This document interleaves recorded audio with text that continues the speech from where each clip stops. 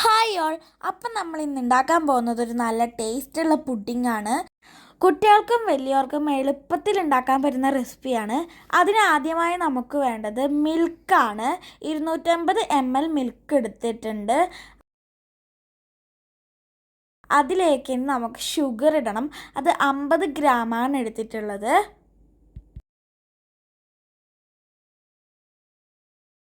ഇനി ഇതിലേക്ക് 30 ഗ്രാം മുതൽ 35 ഗ്രാം വരെ പുഡിംഗ് മിക്സ് ഇട്ട് കൊടുക്കാം.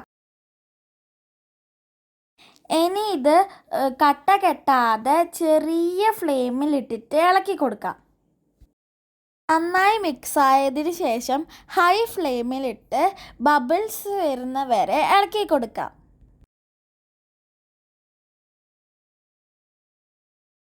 ഒരു പാത്രത്തിലേക്ക് പുഡിംഗ് മിക്സിൻ്റെ പകുതി ഭാഗം ഒഴിച്ചു കൊടുക്കാം.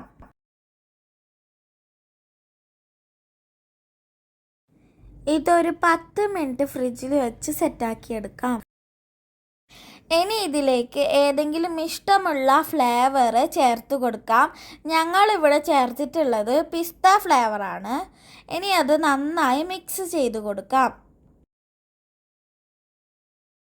ഇപ്പോൾ ഞങ്ങൾ ചേർത്ത പോലെ എമൻഷൻ ചേർത്ത് കൊടുത്തിട്ടുണ്ടെങ്കിൽ നല്ല കളറും ഫ്ലേവറും നമുക്ക് കിട്ടും. ഇനി ഇത് നമുക്ക് നേരത്തെ ഫ്രിഡ്ജിൽ വെച്ച് സെറ്റായ പുഡിങ്ങിൻ്റെ മുകളിൽ ഒഴിച്ചു കൊടുക്കാം. ഇനി നമുക്ക് വേണമെങ്കിൽ ഇച്ചിരി ചോപ്പ്ഡ് പിസ്ത അതിൻ്റെ മുകളിൽ ഇട്ട് കൊടുക്കാം.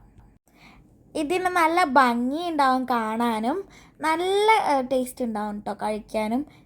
എനിക്ക് നല്ല ഇഷ്ടമുണ്ടായിരുന്നു അത്. ഇനി ഇത് മാക്സിമം ഒരു അരമണിക്കൂറെങ്കിലും ഫ്രിഡ്ജിൽ വെച്ച് തണുപ്പിച്ചെടുക്കാം. തണുപ്പിച്ച് കഴിക്കുമ്പോഴാണ് കേട്ടോ ഇതിന് നല്ല ടേസ്റ്റ് വരാം. Thank you all for watching.